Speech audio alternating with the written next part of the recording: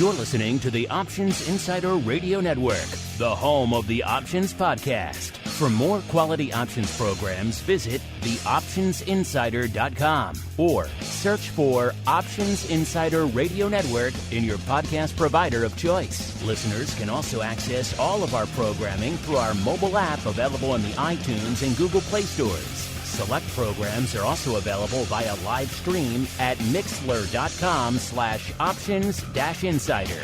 That's mixlr.com/options-insider. Don't forget to follow along with your favorite programs and submit your own questions for the hosts at twitter.com/options, stocktwits.com/options, facebook.com/theoptionsinsider, or via questions at theoptionsinsider.com.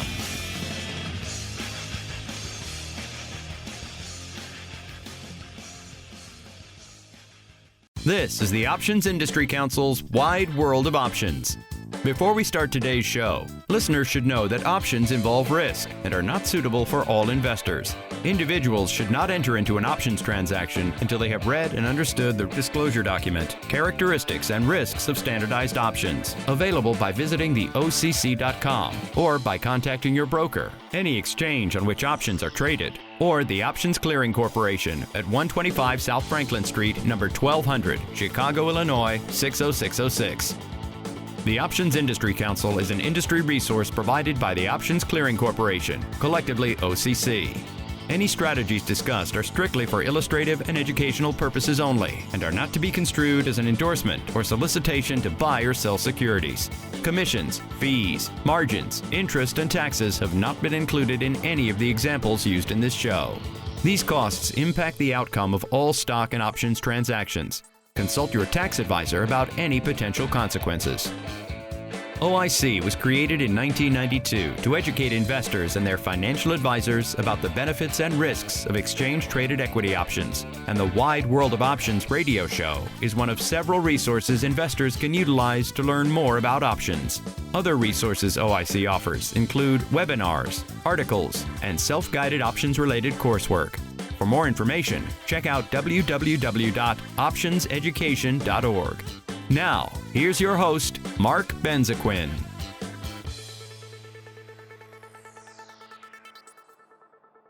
Hello and welcome to OIC's Wide World of Options. My name is Mark Benzaquen, and joining me today is 25-year option veteran, former floor trader, and one of my partners here at OIC, Ken Keating. Thanks for joining me today, Ken. Well, thanks for having me, Mark. I'm happy to be here. Ken, things have been pretty crazy on Wall Street recently, and not just in the market overall, but with several of the big name, high profile single stocks releasing earnings reports and making some pretty big swings in the share prices. For our time today, I'd like to talk about earnings, what they are, why they're so important, and what opportunities and what risks trading earnings pose for option traders. So let's start with what they are and why they're so important. Ken, give us a bird's eye overview of earnings, if you would, please. Okay, so earnings are important because they are reported every quarter. So every company has earnings that they're reporting 4 times a year. And they're very important because they can derive the value of any stock up or down based on what Wall Street or the analysts are predicting. So in the case of analysts, so analysts analyze a company's earnings. They're going through spreadsheets all day, trying to monitor a company's potential revenues, its costs, its sales. So earnings are simply what's left over from revenues after costs are taken out. So it's the profit after they're paying their expenses. And why it's important is because these analysts come up with earnings estimates. And when the company reports, they're either going to beat the estimate or miss the estimate or come in right at the estimate. Now, there's also something that's important, which is called a whisper number. So a whisper number is the unofficial estimate of a company's earnings. And this is usually done by Wall Street traders and other participants in the market. And oftentimes there'll be an analyst expected number, and then there'll be a whisper number. So a lot of Wall Street looks at that whisper number. Typically, that whisper number will be higher in terms of actual earnings or revenues. But so a lot of traders will look at the whisper number rather than actual analyst expectations. But they incorporate both into their analysis as well. Is that whisper number, Ken, is that what we refer to as the street estimate, beating the street, for example? Is that what you mean by the whisper number? Well, the street is actually analysts, but the street is also the unofficial whisper number in and of itself. So, like I said, there's two earnings numbers. So the earnings estimates, the analyst estimates, are different from the unofficial whisper number.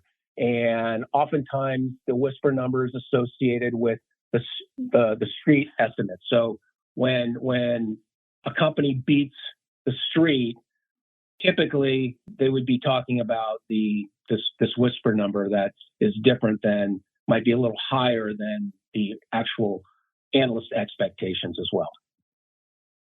Okay, so speaking of those expectations, if a company misses the expectations or if they beat the street, those are going to be polar opposites, right?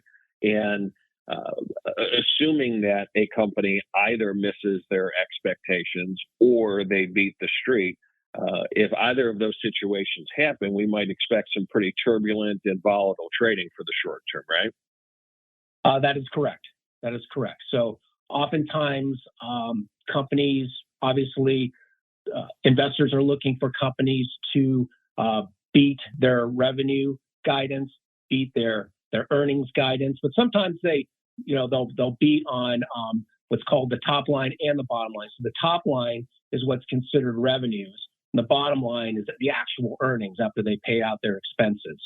So sometimes they can miss on the top line, but beat on the bottom line, and the stock will move. And also, there are times when they beat on both the top and the bottom line. Sometimes they miss entirely. They'll miss on the top line and the bottom line. So depending on that combination of earnings and what Wall Street is expecting, will certainly drive the stock either up or down which could be a very significant way. Right, and that's where we get all of that volatility that we've been seeing in the market lately.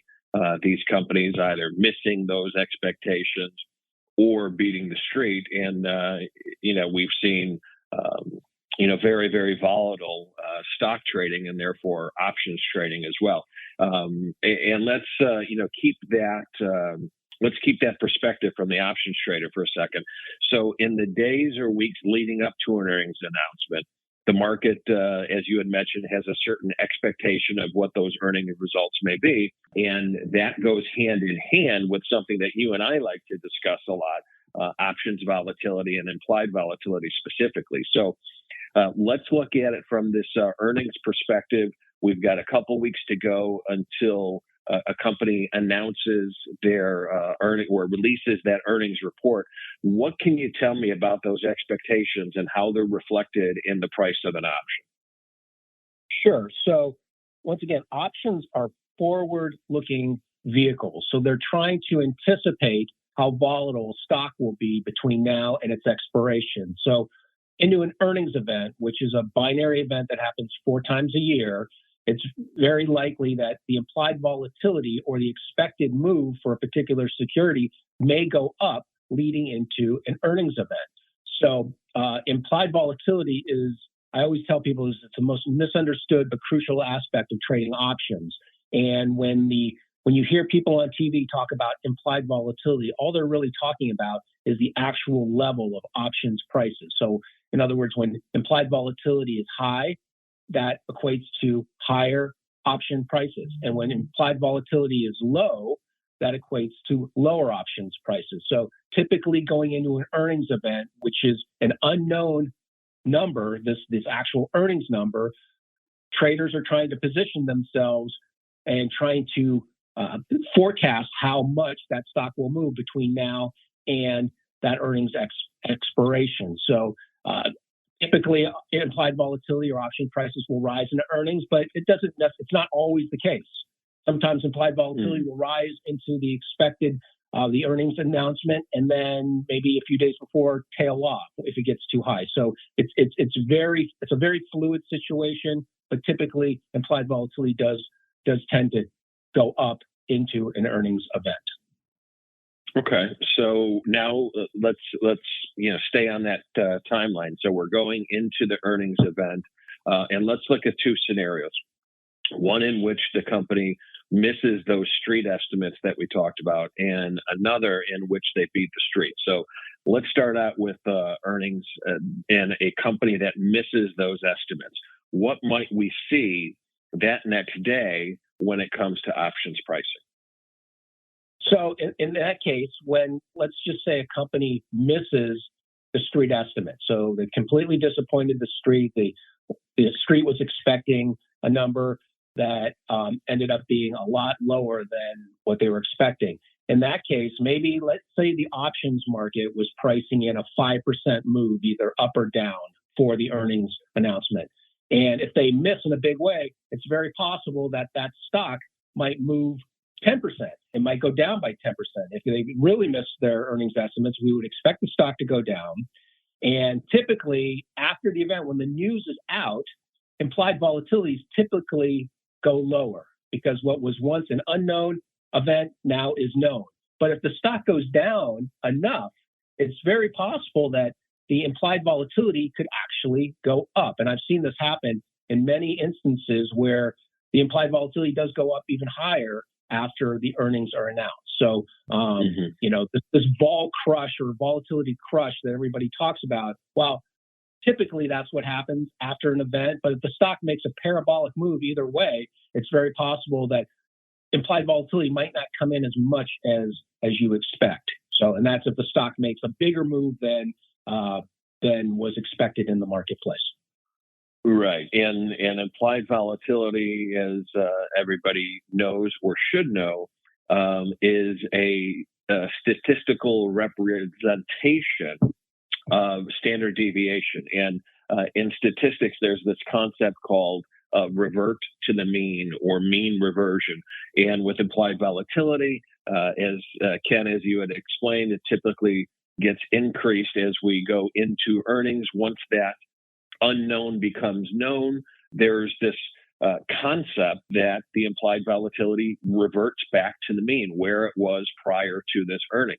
But Ken, what you're saying is if the stock or if the company misses those earnings expectations and misses them in a big way, then we can actually see increasing levels of implied volatility because of those disappointing earnings as opposed to what we might expect. And I know a lot of beginning traders have this concept that implied volatility is going to revert back to the mean. What you're saying is that may not be the case, even if a company misses earnings. Is that right? Right. So in the case of a company missing earnings, once again, if it misses, Wall Street was expecting a 5% move and they miss their numbers completely and the stock goes down 10%, there's going to be a lot of uncertainty surrounding that stock in people's minds and investors' minds saying, well, if they miss their earnings this bad, what does that mean going forward? So, and because of that, you might see implied volatility actually go higher. So on the upside, if a stock beats its earnings estimate, let's just say the market was pricing in a 5% move and the stock makes a 10% move to the upside. In that case, you very well would see a implied volatility crush. The implied volatility would revert back to its historic mean or where it was trading before the earnings announcement. And in that case, typically you would see a volatility decrease, even though the stock made a move that was greater than what was expected by the market. Mm-hmm. And this is where, especially for beginning traders, this is where the picture, the pricing picture gets kind of blurry because as we've learned, especially looking at call options, for example, if the stock price decreases, then call option prices decrease. However, if the implied volatility is increasing because of maybe this drastic move in share prices going lower, implied volatility is going to increase, which is then going to raise option prices. So it's kind of a balance or a dance that investors need to be aware of, that just because one thing is happening, in this case, a significant decline in stock prices, that doesn't always translate into decreasing option prices as well. If the implied volatility increases because of a significant move, as you had mentioned, with the stock, it's tricky to predict what is going to happen with option prices. And then, Ken, you had mentioned if the company does the opposite, if they beat expectations significantly, we might see a high or a parabolic, as you had mentioned, increase in the price of the stock.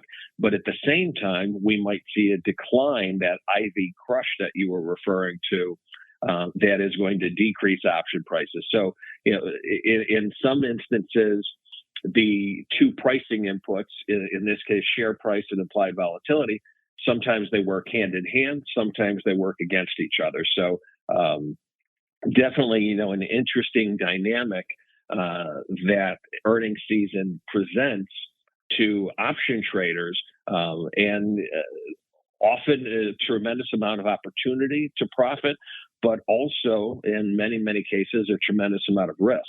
So with that in mind, Ken, let's go to our next point here. With these opportunities, and let's look at it from an opportunity standpoint first, what are some different strategies that an investor can use? I'm assuming this is where straddles and strangles come into play. Is that right? That's correct. So if the market, let's just say earnings are being announced in a couple days, and typically when traders are trying to anticipate how much a stock will move either up or down, they're really going to be looking at the near-term straddle price. So let's just say a stock's trading 50. They're going to look, and we have options that are expiring in a week. We're going to look at that 50 straddle because it's really going to be giving us an idea of what the market is expecting in the near term. So let's just say that 50 straddle, the calls are trading for 250 and the puts are trading for 250. So the market is essentially expecting a $5 move in either direction or a 10% move in either direction for this earnings announcement. So now if an investor thinks that stock is going to meet or miss their earnings expectations in a big way, they might be thinking that the stock is going to move 15% or maybe 20%. So in that case, if you think that the stock is going to make a bigger move than what's being expected by the market, then you might incorporate a long straddle or a long strangle. So a straddle is when you buy a call and a put that share the same strike in the same month, in this case, the 50 straddle, or you might buy a strangle, which is you're buying an out-of-the-money call plus an out-of-the-money put. So maybe you buy the 55 call and the 45 put. So now you need an even bigger move outside 45 and 55 to profit, but you're also going to pay less for that. So obviously the at-the-money straddle is always going to be the most expensive because it's all time premium. It's 100% time premium. Where a strangle, it's still all 100% time premium, but now you're using wider strikes, but you do need a bigger move. Mm-hmm. Now, and then the flip side to that, if you didn't think that the market was going to make as big of a move as expected, then you might sell the straddle or strangle, correct? Correct. But also keep in mind that anytime you sell options, you have a lot of risk. So obviously, the worst case scenario on the downside, a stock could go to zero. And the worst case scenario on the upside is theoretically the stock has unlimited upside. So, in theory, a stock could go to infinity. Now, I've never seen a stock go to infinity, but I've been on the wrong side of a trade that felt like it was going to infinity, and it's no fun. But that being said, anytime you sell options and you're net short contracts, you do have a considerable amount of risk. So some way to mitigate against that, traders might incorporate spreads. They might incorporate what is known as a butterfly or an iron condor. These are strategies that will allow you to sell high implied volatility while limiting your risk. You might also do credit spreads where you sell the higher strike. In the case of a call, you sell you sell one strike and you buy a higher strike against it, or you sell a bull put spread where you sell a strike and then you buy a lower strike against it. So in this case, you're taking in premium, you're collecting a credit to do so with a credit spread. That's why it's called a credit spread. And you're defining your risk. You're essentially in a credit spread. Let's just say you sold the 50-55 call spread for $2. Well, you're going to take in $2. That's yours to keep, but that's the most you can make on this position. The most you can lose is the difference in strike, in this case, $5, less the credit that you took in. So 5 minus 2 is 3. So you're risking basically $3 to make $2 in that case. But you've defined your risk. If the stock goes to 80 from 50, you're going to lose that $3, but that's the most you're going to lose on that position. So there are ways you can structure options, and this is the beauty of options, that you can tailor them to your forecast and motivation, and literally you can make money if the stock is going down, if it's going up, or just staying quiet and kind of moving around a certain price. So everybody has their own risk tolerances and forecasts on a particular stock, and this is the beauty of the market. That's why there's a two-sided market for the stock and the options.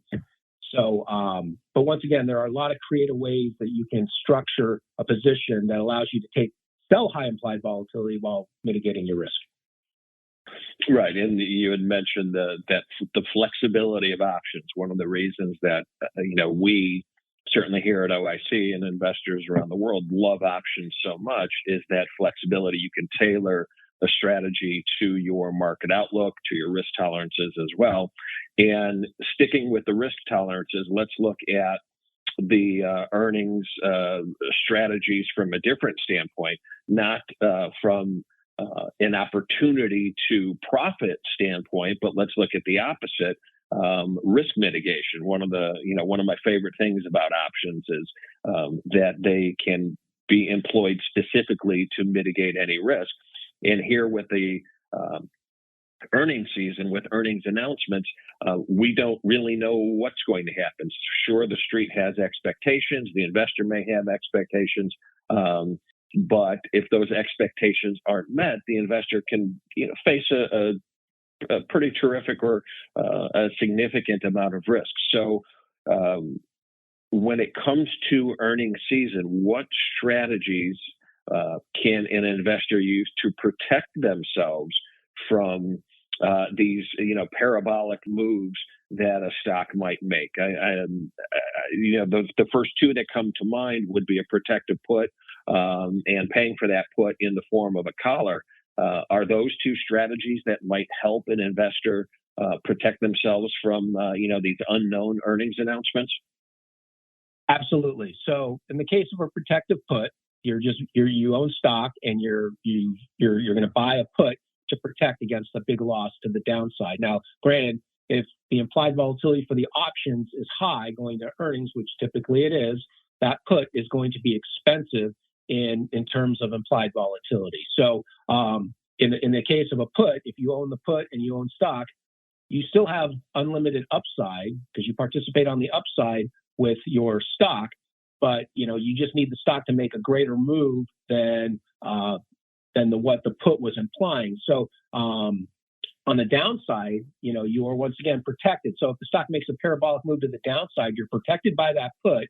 And keep in mind, you don't necessarily have to exercise that put to take advantage of it. So let's just say you've owned a stock for a long time and you don't want to sell it, but you buy a protective put against it. So in this case, the stock goes down in a big way and you still own the stock. So you're going to lose money on the stock, but you're capped out on the downside by purchasing this put.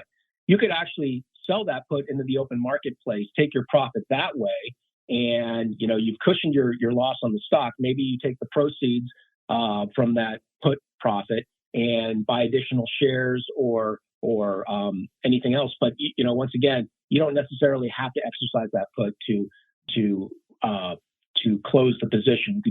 You can sell it out in the open market and take your profit that way. So in the case of a collar, sometimes, once again, those puts are going to be very expensive going into earnings. So some traders might put on a collar, where a collar is the purchase of an out-of-the-money put with the sale of an out-of-the-money call. That out-of-the-money call is going to lessen the cost of that protective put. So you basically are going to cap your upside while protecting yourself to the downside. But you're only going to do this if you are near-term, kind of neutral to bearish on the shares, or maybe moderately bullish, but you don't really want the stock to make a big move because by selling that call, big move to the upside, because by selling that call, you've capped your upside. So once again, a caller only works for somebody who's really thinking that, okay, I think the stock is going to make a big move to the downside, but I don't want to sell my stock. I'm just going to protect it. So in this case, protective puts or using a collar where you're selling that call to offset the value of the cost of that put to lower the cost of your hedge might be something you would consider. Mm-hmm. Well, Ken, thank you so much. Unfortunately, it looks like we're running out of time. So, Ken, I do want to thank you for your time today. Thank you for joining me. Fantastic information. And ladies and gentlemen, before we sign off, I just want to invite our listeners to send us your questions to be featured in a future segment of OIC's Wide World of Options. You can contact us via email at options@theocc.com, or you can live chat with us on our website, optionseducation.org. And while we'll respond to your questions directly, we might also share your question with our listeners in a future podcast. So thanks again to all those listening. Ken, thank you so much for joining us. We'll be talking with all of you again very soon. Take care, everyone. You've been listening to the Options Industry Council's Wide World of Options. If you have questions about anything you've heard on today's show, email options@theocc.com or visit www.optionseducation.org and chat with OIC's Investor Education team. Interested in connecting with OIC on social media? Subscribe to the OIC YouTube channel, like them on Facebook, follow them on Twitter at options.edu, and follow their page on LinkedIn. Thanks for listening, and be sure to tune in to the next episode of Wide World of Options.